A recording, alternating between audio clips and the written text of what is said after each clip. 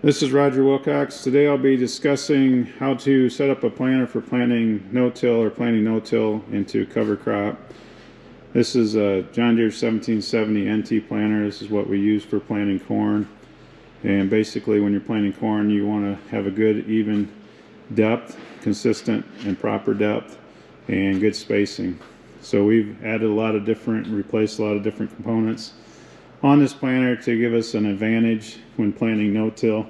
First thing we have is floating trash wheels. So these float up and down. They do have air assist on them, but when you don't have any air, they're free to float up and down. You wouldn't necessarily need the air set up on them. It is nice in a couple situations. One would be like when I'm planting corn on corn, I'll put some pressure on those wheels to help clear out the trash. The other thing, if you're planting up a headland, you can pick them up so they don't gouge the ground for washing considerations. This is the shark tooth. This is probably a little too aggressive for planting just into soybean stubble. However, when you're planting into cover crops or corn on corn, it's good to have these. They will size and move the trash much better than the finger style. There is another design that's out where the trash wheels are floating, but they attach to the frame. They're pretty expensive. However, it would eliminate any chatter that you would get through the row unit or trying to pick up on the unit if you would bump into something in the field or go over a rise. So that probably would be a better setup. The next thing we have is hydraulic downforce, and again, not absolutely necessary to get good emergence, to get a good return on your investment. However, this is a little bit more easier to manage than springs. We do have downforce weigh pins, so we know what the force is on the gauge wheels at all times for every row. The way that if it were a spring, and when we did have spring planters, the way I'd set it up is I'd stop the planter and I come back, try to turn the gauge wheel. If it's floating off the ground or it's just real easy to turn, I put more spring pressure on it. If I couldn't turn it at all, I take some off. What you really want is touching the ground with some resistance to rolling. When you do have the hydraulic downforce, it's going to keep the unit in the ground, so if the ground gets hard or if you go over a rock, it's very tough on your double disc openers. So the disc openers have to have double row bearings, two sets of bearings to help take that impact. This is probably the weakest part of the planter because of, again, always keeping the even, consistent depth. The next thing you'll see on this planter is we do have conceal. And conceal is a way that Precision has come up with to put fertilizer in a 2x2 configuration. And on this planter, we have it on both sides of the row. There's a lot of studies on the internet showing that you can get 5 to 7 bushel by placing your nitrogen next to the row. When we have different scenarios, we always put some fertilizer on with the planter, but different amounts, because some fields will have only planter applied and some will have different forms.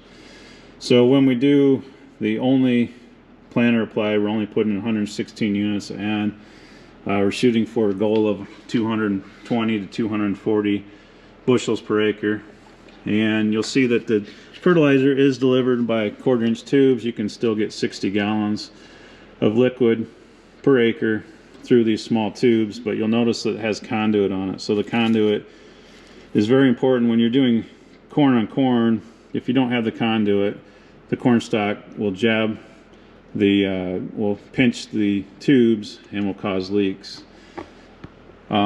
Speaking further on the fertilizer aspect, we have capstan style fertilizer meters, and basically they're pulsing, and so you can change those on the go with a prescription if you wanted to dial in whatever flow rate that you would want. And the other reason we have these on here is because there's shut-offs on there, so we can shut off and save some money that way. We can shut off every 4 rows, so when we go into point rows, in rows, automatically shuts off and turns on.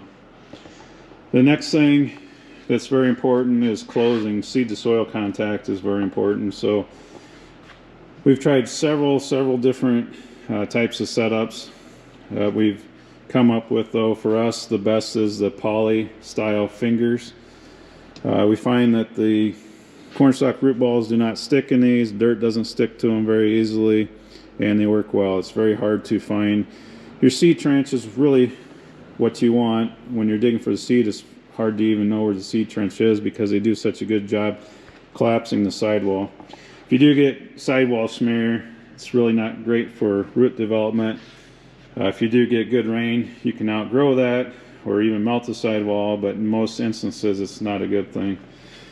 We do have seed firmers on, and again, you want good consistent seed depth, so the seed firmers help to push the seed down to the bottom of the furrow before it's closed. And there are different types of these, and over the years they've kind of evolved into the more stiff plastic design. Some of the early white poly units, over time they just kind of lost their push and flexed up and really didn't do much. The other thing you'll see with the conceal is we do have the open wheel design, which helps to get any trash out. Also helps to keep from mud or dirt building up.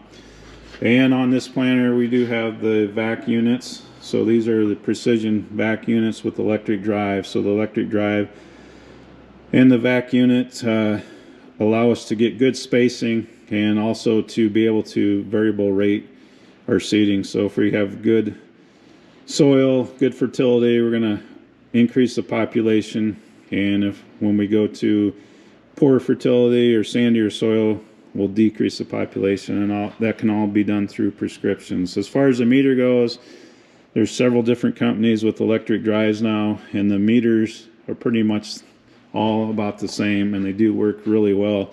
You can plant about any type of seed size and get good spacing. Back to the fertilizer, we don't have the tanks on the plant or on the tractor right now.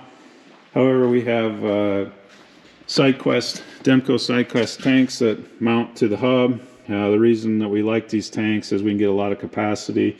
Our tanks are 500 gallon per side. You can get up to 600 gallon, but the weight, essentially, because it's in a hub mounted to the dual, goes directly through the tire, and you're not carrying it on the frame in the back. That's 60% of the load in the front.